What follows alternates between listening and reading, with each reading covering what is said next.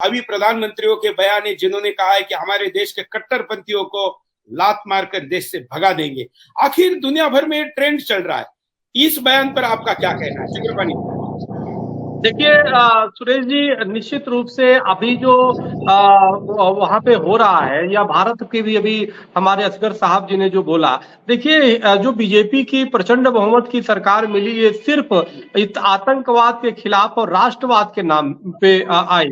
दूसरी उसी प्रकार से नीदरलैंड में आप देखिए कि उनकी जो पूर्ण बहुमत की तरफ वो जा रहे हैं और एक जनाधार उनको मिल रहा है। इससे ये साबित होता है कि भारत से लेके पूरी दुनिया में जिस प्रकार से इस्लामिक आतंकवाद से लोग ग्रसित है, कहीं ना कहीं अपनी अभिव्यक्ति वोट के रूप में जो भी उनके आतंक के खिलाफ, इस्लामिक आतंक के खिलाफ आवाज उठा रहा है, उसको लोग संपूर्ण रूप से समर्थन दे रहे हैं। मतलब ये चाहते हैं कि इस्लामिक आतंकवाद समाप्त हो। सवाल इस बात का नहीं है असगर जी कि कोई सत्ता में बैठने के बाद वो काम करे या न करे, या कट्टरपंथियों पे कितना अंकुश कर पाता है नहीं कर पाता है। सवाल इस बात का है कि एक आईना उन कट्टरपंथियों के लिए है, या आईना उन इस्लामिक आतंकी सोच और समर्थन देने वाले लोगों के लिए है जो ये सोचते हैं कि हमारा दुनिया में मुस्तफा कायम होगा, हमारे दुनिया में इस्लामिक राज्य पूरी तरह हो जाएगा। तो ये कहीं ना कहीं कट्टरपंथियों के ये तमाचा है।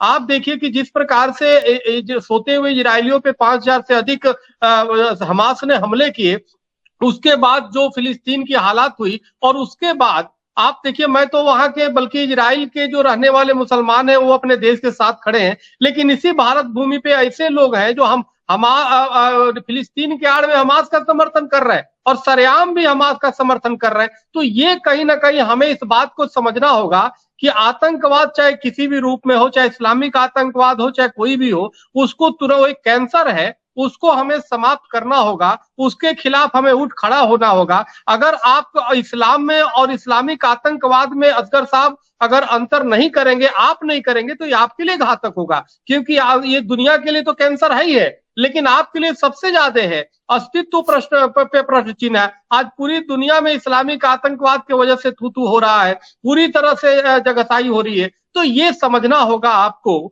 अगर जो आपकी जो सेवा की भाव हो, सद्भावना की भाव हो, जैसे हमारे हिंदू सनातन में सर्वे भवन्ति सुखिनः, सर्वे संत निरामया, सर्वे भद्राणि पश्यन्तु मा कश्चित् दुःख भाग्यवेद का एक सिद्धांत है। पूरे विश्व को हम परिवार मानते, हमें किसी से गैर नहीं, कोई हमारा बैर नहीं। अगर ये वास्तव में होता तो आतंकवाद का आप समर्थन या हमास का समर्थन बिल्कुल नहीं करते। हमारे यहाँ तो रावण ने एक माता सीता का हरण किया, आज तक हम लोग उसको जलाते हैं।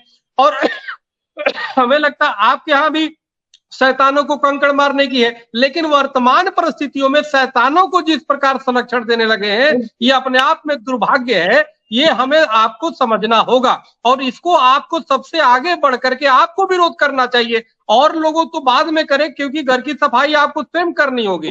तो ये बहुत जरूरी चीज है। जब सवाल इस बात का नहीं है कि कोई हिंदुत्व के विषय पे जीत जाता है या आतंकवाद के खिलाफ आवाज उठा के जीत जाता है और वो काम करता है या नहीं करता। सवाल ये है कि लोगों के अंदर आक्रोश है, लोगों के अंदर उसके प्रति इस्लामिक आतंकवाद के प्रति घृणा, नफरत और वो है, वो चाहते हैं कि वो है। इसलिए इस्लामिक धर्मगुरुओं को आगे बढ़ करके इसके खिलाफ निश्चित रूप से खड़े होना चाहिए, इस्लामिक आतंकवाद के खिलाफ, वरना सबको निकलेगा।